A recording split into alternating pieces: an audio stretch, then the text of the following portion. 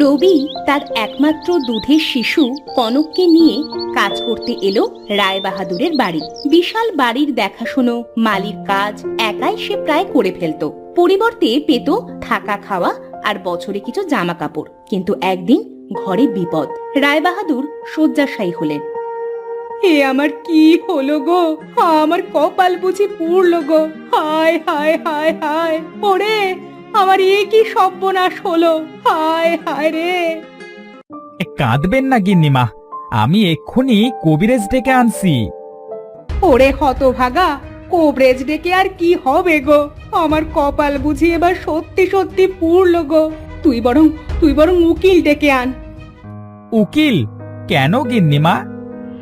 উকিল নয় তো কে? বলি কর্তা মরার সময় কাকে এত বড় সম্পত্তি লিখে দেবে তা জানতে হবে না? আর এখন বাঁচবেই বা কিভাবে? তার চেয়ে ভালো সব ভাগাভাগি হয়েই যাক। কিন্তু গিন্নিমা। চুপ, যা বললাম তাই কর, শিগগির নিয়ে আয়। আচ্ছা গিন্নিমা, আমি যাচ্ছি। রবি উকিল আনতে বের হবে, তখন হঠাৎ রায়বাহাদুর বাবু কথা বলে ওঠে। রবি শোন, এদিকে আয়।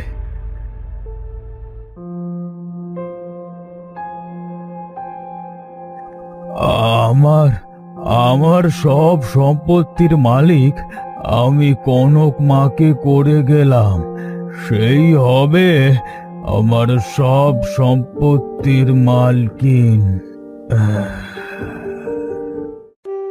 এই বলেই রায়বাহাদুর সাথে সাথে মারা গেলেন। রবি মনে মনে ভয় পেয়ে গেল, আর গিন্নিমা গেলেন বেজায় চোটে।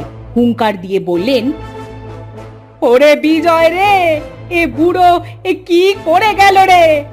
আমার আপন ছেলে বউ থাকতে এ কিনা চাকর আর তার এই মেয়েকে সব সম্পত্তি লিখে দেয়। এই কনক, কি জল পড়া খাইয়েছিস বল তো তাড়াতাড়ি। আমি গিন্নিমা, আমি তো কিছুই জানি না, কর্তা বাবু আমাকে কিছুই বলেননি এ ব্যাপারে। আমি কিছুই জানি না গিন্নিমা। জানিস না মানে? তুই আর তোর বাপ আজ এক্ষুনি আমার বাড়ি থেকে বেরো, বেরো বলছি। হে গিন্নিমা, আমরা এত বছর এ বাড়িতে কাজ করছি, আর আজ আপনি আমাদের তাড়িয়ে দেবেন গিন্নিমা? আমার কনকটাকে কোলে নিয়ে এসেছিলাম এ বাড়িতে, এটাই যে আমাদের আশ্রয় গিন্নিমা। ওসব আমি কিচ্ছু শুনবো নে। আমার সব সম্পত্তি তোর মেয়ের নামে করতে বলে গেছে এই বুড়ো। ওসব আমার কিচ্ছু লাগবে না গিন্নিমা, দয়া করে আমায় তাড়াবেন না। এসব শুনে পাশ থেকে জনাতিনেক লোক বলে উঠল, এসব কি বলছেন আপনি কর্তাগিন্নি? রায়বাহাদুর সাহেব তো এই মেয়েকে নিজের ছেলের বউ বানাতে চেয়েছিলেন। আরে হ্যাঁ হ্যাঁ, আমরাও সে কথা জানি, এটাই তার শেষ ইচ্ছে ছিল। কি ওই আকাট মুক্কু মেয়েটা হবে আমার ছেলের বউ? বাবা বিজয়, দেখ দেখ কি বলছে ওরা। মা, ওরা ঠিকই বলেছে।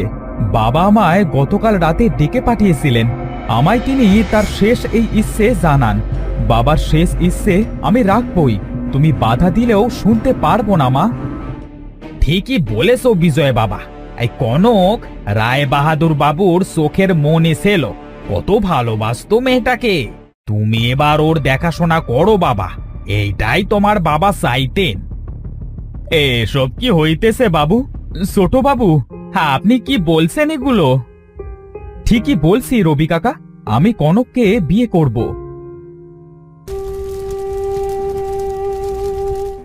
বাবার অন্তিম কাজ শেষ করে বিজয় মায়ের অমতে বিয়ে করলো কনককে। সবাই খুশি থাকলেও রায়বাহাদুরের স্ত্রী মনে মনে কনককে একেবারের জন্য সরিয়ে দিতে চাইল দুনিয়া থেকে। এমনই একদিন কনক রান্নাঘরে রান্না করছে, পেছন থেকে ধীর পায়ে ঘরে এলো গিন্নিমা। আমার অমতে আমার ছেলেকে বিয়ে, আবার আমার সম্মতি নিয়ে নিজে মালকিন সাজা। দাঁড়া, আজ তোকে আমি পুড়িয়ে মারব।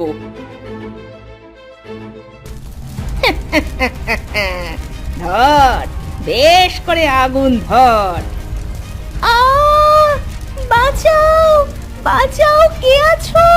বাঁচাও, আমি যে পুড়ে যাব, আমার শাড়িতে আগুন। বিজয়, তুমি কোথায়? বিজয়, বাঁচাও! ডাক শুনে তড়িঘড়ি বিজয় এসে দেখে কনকের শাড়িতে আগুন। এক ঘটি জল ছিটিয়ে আগুন নেভাতে যাবে এমন সময় আগুন আশ্চর্যভাবে একাই নিভে গেল। হে কি, আগুন একা একা নিভে গেল কিভাবে? কি ভয়ানক আগুন লেগেছিল! আমি তো ভেবেছিলাম আমি বুঝি মরেই যাব। কিন্তু আগুন লাগলো কিভাবে? আর মা, তুমি এখানে দাঁড়িয়ে আছো চুপ করে, অথচ কনকের শাড়িতে আগুন নেভানোর চেষ্টা করছিলে না? আমি তো নেভাতে যাব, তখনই তো তুই। মিথ্যে, সব মিথ্যে। কে কে কথা বলে? কোত্থেকে কথা বলে? সকলকে অবাক করে দিয়ে রায়বাহাদুরের আত্মা তাদের সকলের সামনে প্রকাশ্য হলো। তুমি কি গো, এখানে তুমি কিভাবে এলে? তুমি তো মারা গেছো। বাবা, এটা কিভাবে সম্ভব? কর্তাবাবু, আপনি তাহলে আমাকে বাঁচিয়েছেন কর্তাবাবু।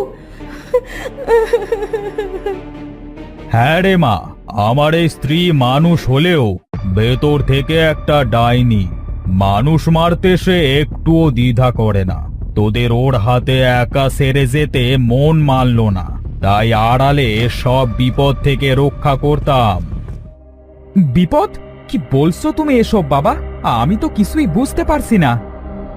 শোনো তবে কি হয়েছিল আজ থেকে 21 বছর আগে। কি খবর বন্ধু, কেমন আছো? ওমা, এই রমেশ বন্ধু যে, এতদিন পর! আরে এসো এসো এসো। আরে বৌদিও আছেন দেখছি। আরে আসুন আসুন আসুন। ওগো গিন্নি, তাড়াতাড়ি এসে দেখে যাও কারা এসেছে। আমার সেই বাল্যকালের বন্ধু রমেশ আর তার স্ত্রী বেলি বৌদি। এসো এসো। ও মা, আসুন আসুন, বসুন। তা কোনো খবর না দিয়ে হঠাৎ এলি যে বন্ধু? কোনো বিপদ টিপদ নাকি? হ্যাঁ? তা একটু বিপদই বটে। আমার বিশেষ কাজে কিছুদিনের জন্য ভিন গায়ে যেতে হবে, কিন্তু তোমার বৌদির এমন অবস্থায় ওকে নিয়েও যেতে পারছি না।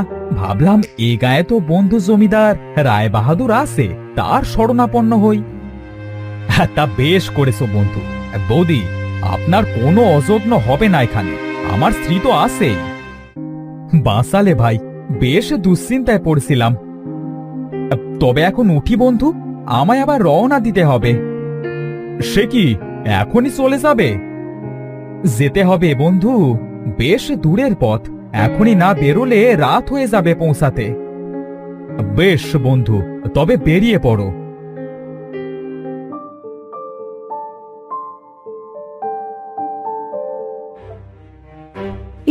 এসব কথা আবার তুলছো কেন? এর সাথে কনকের কি সম্পর্ক? আছে, সম্পর্ক আছে। তুমি বলো বাবা, আমি শুনতে চাই। শোনো তবে। বাহ, তোমার এই গয়নাটা তো বেশ সুন্দর। এটা আমার স্বামী অচিন দেশ থেকে এনে দিয়েছিল। বাণিজ্যের জন্য কত জায়গায় যায়, যখনই আসে আমার জন্য কিছু না কিছু নিয়ে আসে।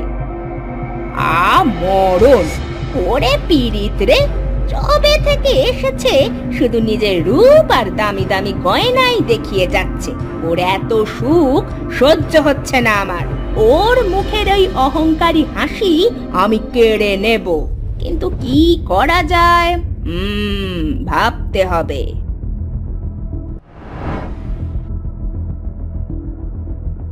কদিন পর বেলির প্রসব যন্ত্রণা উঠল, আর রায়বাহাদুরের স্ত্রীও সুযোগ পেয়ে গেল বেলির মুখের হাসি কেড়ে নেওয়ার। মেয়ে হয়েছে, তোদের এই সুখ আমি আজই ভেঙে দেব। এই মেয়েকে আমি জলে ভাসিয়ে দেব। যাই, এটাকে তুলে নদীর পাড়ে যাই, কিন্তু কেউ দেখে ফেলার আগেই।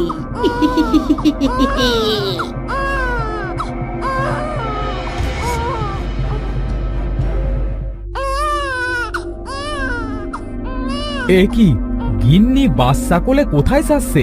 ও তো সদ্যজাত সন্তান। আমার বন্ধু আর তার স্ত্রীর সন্তান নিয়ে গিন্নি কোথায় যাচ্ছে? না, আমায় তো দেখতে হবে। যাই, পেছনে পেছনে যাই।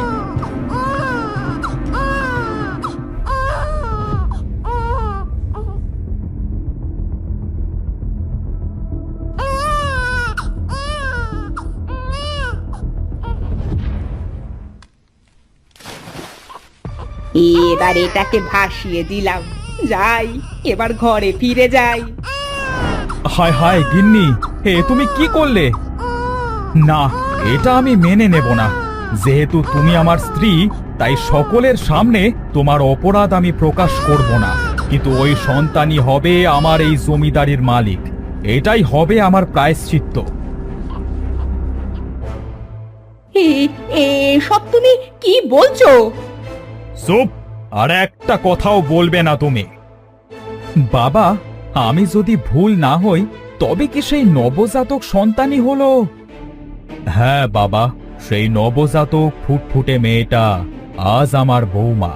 কনকই সেই মেয়ে যাকে আমি রবির মাধ্যমে উদ্ধার করি আর কিছুদিন পর আমারই বাড়িতে ছদ্মবেশে রাখি। সেদিন বৌঠান পাগলের মতো কেঁদেছিল, কিন্তু আমার কিছু করার ছিল না। শেষে একটা দুর্ঘটনায় বৌঠান আর আমার বন্ধু রমেশ মারা যায়। এরপর আমি ঠিক করি ভবিষ্যতে কনকই হবে আমার পুত্রবধূ। এসব আপনি কি বলছেন বাবা? ঠিকই বলছি রে মা। সেদিনের মতো আজও এই পিশাচিনী তোর শাড়িতে আগুন দিয়ে মারবার চেষ্টা করতেই আমি সেটা থেকে তোকে বাঁচাই। সীমা, একটা নবজাতক শিশুকে তুমি হত্যা করতে গিয়েছিলে শুধুমাত্র নিজের মনে আনন্দ পাওয়ার জন্য? আজ আমার ঘেন্না হচ্ছে তোমাকে মা বলে ডাকতে। না বাবা, শোন শোন একবার, আমি এসব কিছুই করিনি। তোর বাবা মিথ্যা। থাক, তোমায় আর শাক দিয়ে মাছ ঢাকতে হবে না। তোমার শাস্তি এবার আমি দেব। রায়বাহাদুর তার স্ত্রীর গায়ে আগুন লাগিয়ে দিল। প্রচন্ড চিৎকারে অবশেষে সে মারা গেল। কি কি কি করছো তুমি? ওগো, তুমি কি করছো? না না, আমায় ক্ষমা করো। ক্ষমা এই রায়বাহাদুর একবারই করে। আজ তোমায় মরতে হবে। না না না না! এবার তোরা সুখে থাক বাবা। আমায় ক্ষমা করিস কনক মা। আমি এবার আসি।